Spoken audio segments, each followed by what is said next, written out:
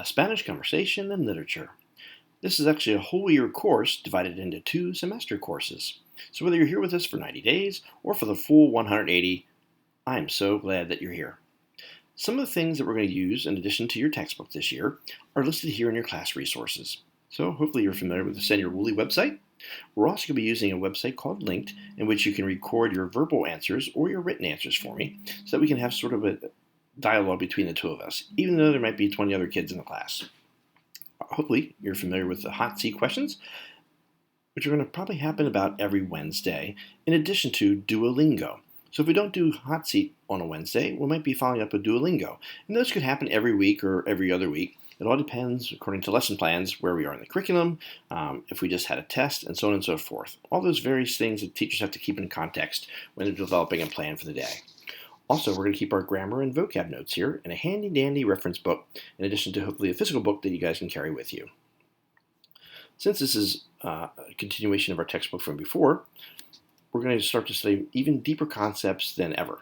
So, we have a nice series called La Catrina. It's a video series in which a young girl from California decides that she wants to go find out what happened to her great-grandmother a long time ago in Mexico. At the same time, hopefully she'll be able to better her Spanish skills. We have 2 little novelettes that we're going to also use in addition to our class resources. One is called Mi Propio Auto, where a young boy travels to Costa Rica hoping to get a car in exchange for doing missionary work. Along the way, he learns some very valuable lessons. And finally, we're going to end the year with the very first novel ever written, called Don Quixote. Now, the true novel itself was 1,000 pages in length and was the very first novel to ever have a sequel, written over 10 years. So that would take way too long in a high school setting, so we're just going to use the graphic novel and kind of skim through the various principles. So as part of this whole thing that you're doing right now, you're kind of getting a nice course orientation. So you should be somewhere around here now. And if you open up that folder and then continue on, you're going to be able to set up all your accounts and things that you're going to need throughout the year. Finally, we get to the real learning. We're going to study Jose Marti and Cuba this year and the various things that he's done. So Jose Marti was pretty much just like George Washington for the United States, one of the principal founders of Cuba.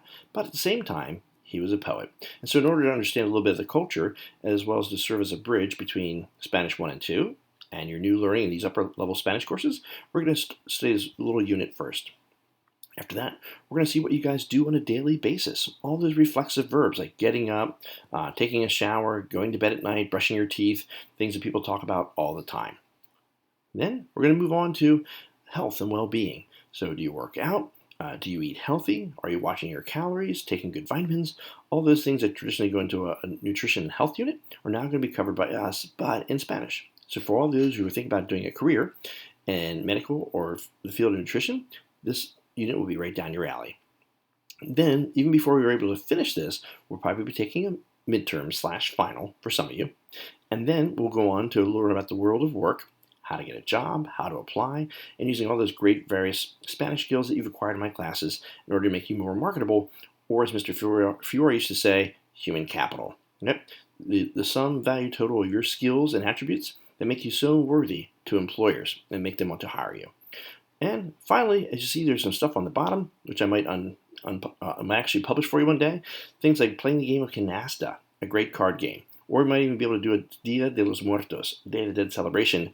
But again, all depends on how fast the curriculum is going and what's happening in the world. So anyway, welcome to our course orientation, and I hope you guys have a fantastic semester or year with me.